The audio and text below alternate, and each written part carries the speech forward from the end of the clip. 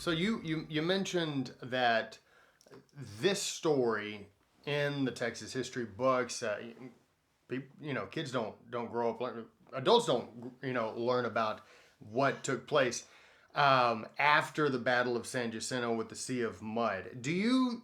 And this is an opinionated question, obviously, but do you think that that has more to do with, well, that's not nearly as glorious as just kicking, the Mexican army's butt at the Battle of San Jacinto, and that's it. Do you think it has more to do with that? Well, the saying is very famous. You hear it all the time that history is written by the winners. Mm-hmm. And the Mexican side of the Texas Revolution has not been told at all. There are small mentions of the Mexican army in a lot of Texas history books. And it's been my discovery to find out most of it's wrong. Most of what the Texas history books tell you about the Mexican army is wrong. They always act like Santa Anna was chasing Sam Houston. But when he left Richmond Rosenberg, he went south and he knew that Houston was to the north. He was probably going down to Brazoria and Columbia trying to beat Urrea there to try to loot. He wanted booty. And it's like Santa Ana or Houston was to the north, and they captured a guy that told him exactly where Houston was. And he wrote a letter to Filosola, which I have translated, and it's telling him you need to go attack Houston. So Santa Ana wasn't chasing Houston; he was chasing money and goods, and so it's like it's just not been told. I have finished a 3-volume work, and the first volume is going to be published here, hopefully in the next 3 to 6 months. Um, it's 3 volumes on the Mexican Army and the Texas Revolution.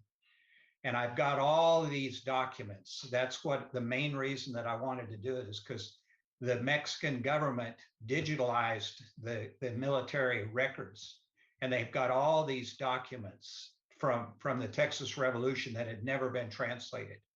And I and my friend who translated the Filosola book have been getting all these translated. And volume 1 is going to be 1835, which is really unknown. The Texans don't even know what they did in 1835. But the volume 2 will be from early 1836 through the Alamo, and then volume 3 is going to be San Jacinto on. And I'm going to put in there Goliad. But I've got all these documents that have never been translated. We have the response of Almonte's response to Travis at the Alamo. That they sent a copy of that to the Secretary of War. It's just amazing how much stuff is in there. So will the campaign in, and I may be butchering the name, Zacatecas, is it in that book? It does include the Zacatecas campaign somewhat. It's. I don't go into great detail, but there are documents from that, and I have found out that the Zacatecas campaign wasn't near as bad as Texas history thinks it is. The Zacatecas campaign, they all talk about how Santa Anna, his soldiers went into Zacatecas, defeated them badly, and raped and looted and pillaged. And I found an account by a woman from, I think she was English, she might have been American, I can't remember right now, but she was there at the time and she downplayed that. She said, yeah, there was a little bit of this and that, but it wasn't all that bad. But one of the reasons I've been very interested in Zacatecas is that at the San Jacinto battleground, I got to work with professional archaeologists because we'd done so much metal detecting, and because we knew so much about the Mexican army, they had us in there to do metal detecting survey with Dr. Roger Moore, a professional archaeologist. We got to do that at the San Jacinto battleground.